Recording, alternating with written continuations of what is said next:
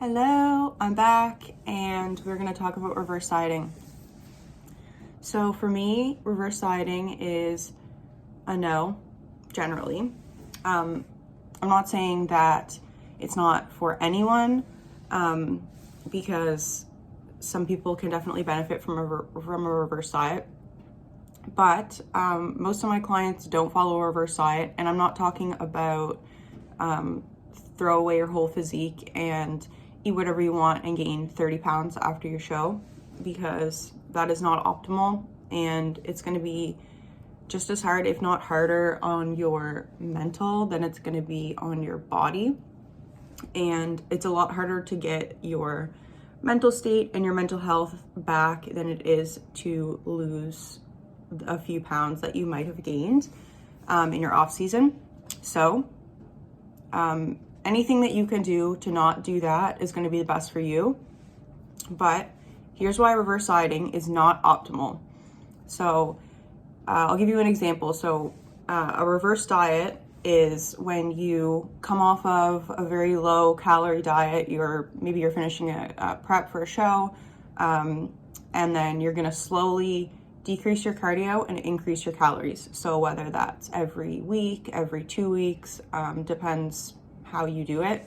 And then a recovery diet is going to be same thing. So you're finishing a lower calorie diet, you're coming out of a show, you're doing whatever. So you're going to go from your low calories right back up to maintenance. So there's no, bring it up a little bit, bring it up a little bit, bring it up a little bit. Maybe you're going to drop cardio. You're going to bring your calories back up to your maintenance immediately. So something that I want to note here is your maintenance might be, and most likely is, going to be different from when you started prep or you started dieting, because when you go through a prolonged dieting phase, your body actually tries to save your energy for your vital functions. So you probably are going to come out of a prep with a bit lower maintenance than you went into it with. So keep that in mind. That could be why you're gaining weight or gaining more weight than you expected going into your recovery diet. So I'll give you an example. We'll take two people, both coming out of a show prep. We're going to say same height, weight, whatever, same genetics. So one's going to do a recovery diet and one's going to do a reverse diet. So the girl doing the reverse diet is going to come off her 1,200 calories. Let's say she was in peak week eating 1,200 calories, doing an hour of cardio. So she's going to come into the week after her show and she's going to bump her 1,200 calories up to 1,500 calories. Okay, and she's going to decrease her cardio from an hour to 40 minutes. The other girl coming out of her competition eating 1,200 calories is going to bring her calories back up to maintenance, or what she expects to be her maintenance now, which is 1,900 calories. So we have girl number one, reverse diet girl, now eating 1,500 calories and doing 40 minutes of cardio. We have girl number two eating 1,900 calories now and doing 20-30 minutes of cardio, just the basic. She's not going to continue to decrease her cardio. She's just going to continue on with 30 minutes, maybe lower it to 20 in a few weeks. So I'm going to tell you that either way, you're going to be hungry. You're going to be probably insatiably hungry. It doesn't matter whether you come back up to maintenance or you kind of reverse up slowly. You're going to be hungry. Just expect that anyway. Don't expect that your hunger is going to disappear after your show, because it's not. It might take a while, but it will take longer if you're reverse dieting. So you're going to have to suffer with that hunger for quite a bit longer. So let's continue with this reverse diet example. So week one, she's up from 1,200 to 1,500 calories, and she's down from an hour of cardio down to 40 minutes. So week number one goes well. So we come to week number two, and we're going to go from 1,500 up to 1,650. So now she's going to be doing 30 minutes of cardio. She's eating 1,650 calories. Keep in mind, maintenance for both of these girls, it's still 1,900. So 1650 is still under her maintenance, and she's doing 30 minutes of cardio. So this girl's still under her maintenance. She's in a calorie deficit. Girl number 2, week 2 comes along, and she's still eating 1900 calories, and she's still doing 30 minutes of cardio. So girl number 2 is now at maintenance and has been at maintenance since the show finished. Girl number 1 is still in a calorie deficit week number 2. So come week number 3, she's going to bump up to 1800, and she's going to keep her cardio at 30 minutes. Both girls going to do 30 minutes a day, let's say, indefinitely. And okay, so we're at week 3. Girl number 1 is still in a deficit. Girl number 2 is at maintenance. So week 3 went well. Week 4 comes, and girl number 1 is going to bump up to maintenance now. So she's now at 1900 calories. So 4 weeks, we're 1 month in. Let's say both of these girls have 4 months of off season to build muscle and come in better for their next show before they go back into a prep. So girl number 1, reverse diet girl, is now at maintenance. It's been 4 weeks. She's been in a calorie deficit after her show for 3 weeks. So she has 3 months of being at maintenance or in a calorie surplus to build muscle for her next show.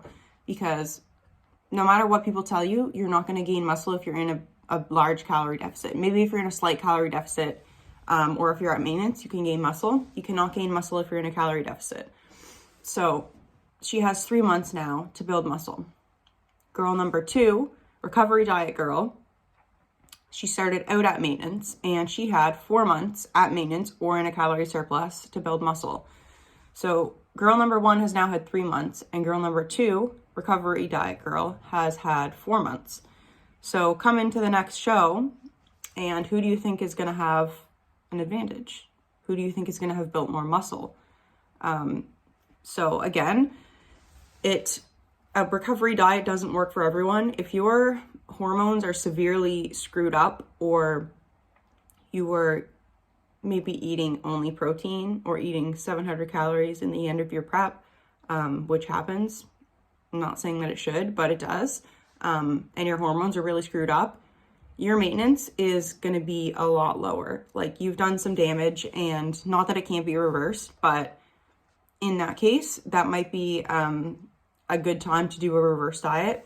And a reverse diet is also helpful to assess your maintenance. If you have no idea where your maintenance is anymore, you can't bump yourself up to maintenance. So you're going to go up a few hundred calories and see how the week goes. Same thing, take it week by week and take progress pictures and assess where your body is at every week, because that's really the only way to know your new maintenance. You can't, do those online calculators and calculate your maintenance calories, because it's just not accurate whatsoever.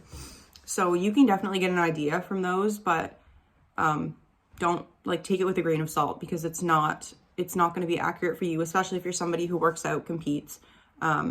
Our bodies definitely work differently than the normal general population.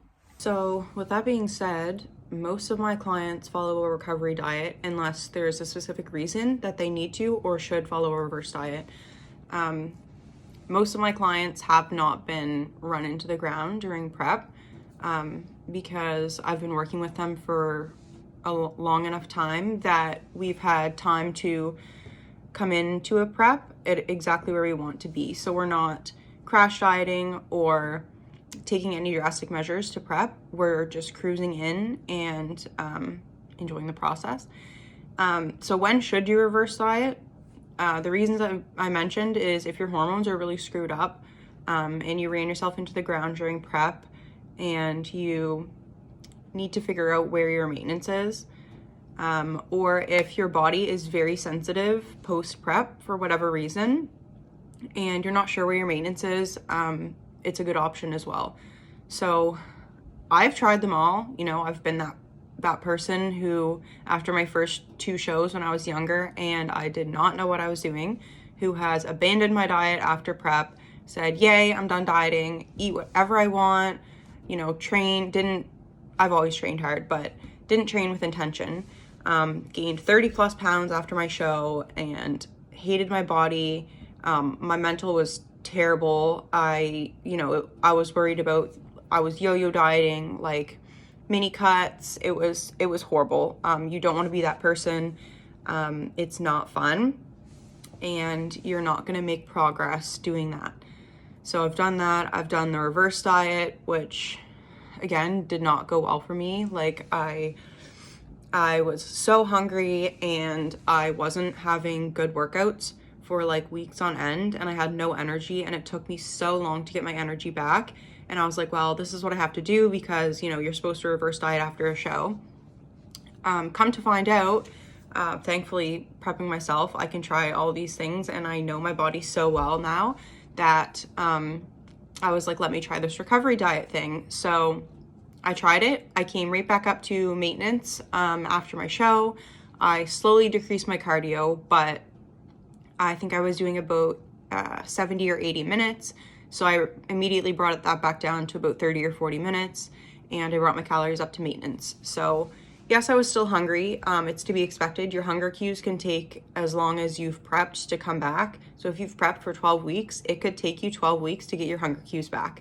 So you have to keep that in mind. But the recovery diet, it was great. My energy came back so much more quickly. I was having better workouts, like my pumps came back, which I found was not the case with the reverse diet. It took me a long time to feel good in the gym again and to actually have like the motivation to want to go train, because like I didn't even want to train. I was still hungry. I was tired. I felt like I never finished prepping, but I didn't have a show goal. So I was like, what am I doing this for? Like, I don't feel good. So that's just my my anecdotal evidence with myself and my clients. Definitely consult with your coach. They probably know best. If they know your body, they'll know what you need and what you should do.